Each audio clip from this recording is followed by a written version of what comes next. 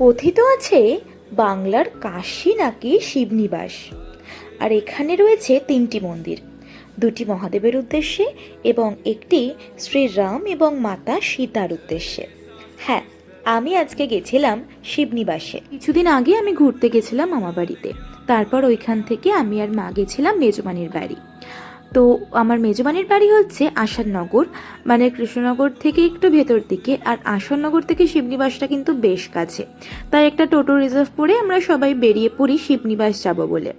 আচ্ছা, আমি না হয় গেলাম টোটো রিজার্ভ করে, তোমরা কি করে যাবে?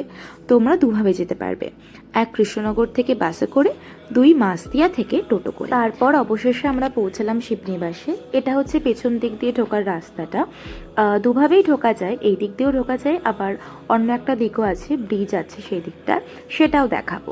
তো আমরা এখানে 5 টাকা দিয়ে ঢুকে পড়েছিলাম এই কারণেই, কারণ আমরা যতবার শিবনিবাসে আসি আমরা এই দিকটা দিয়েই ঢুকি শুধুমাত্র এত সুন্দর প্রাকৃতিক দৃশ্যটাকে এনজয় করার জন্য।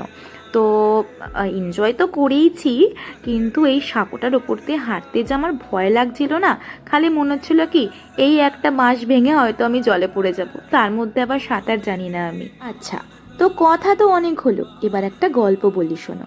তোমরা জানো এই শিবনিবাসের পেছনে কিন্তু একটা সুন্দর গল্প আছে। আচ্ছা বলি শোনো।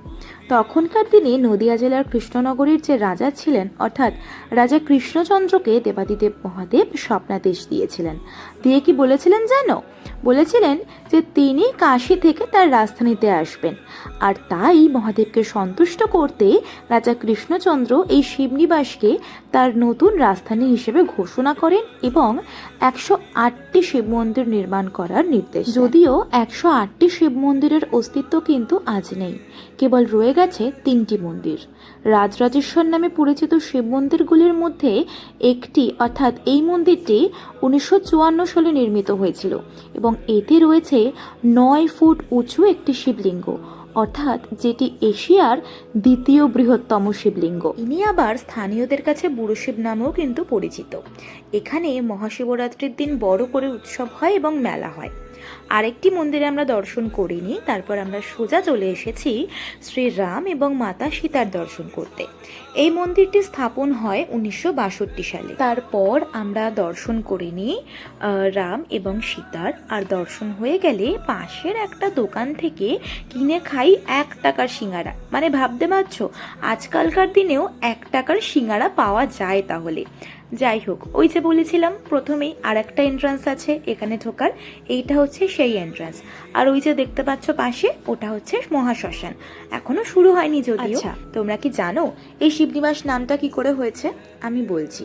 এই অঞ্চলে প্রচুর শিব মন্দির আছে, আর সেই নামানুসারেই শিব এবং নিবাস, এই দুটো শব্দের সংমিশ্রণেই শিবনিবাস নামটা কিন্তু এসেছে।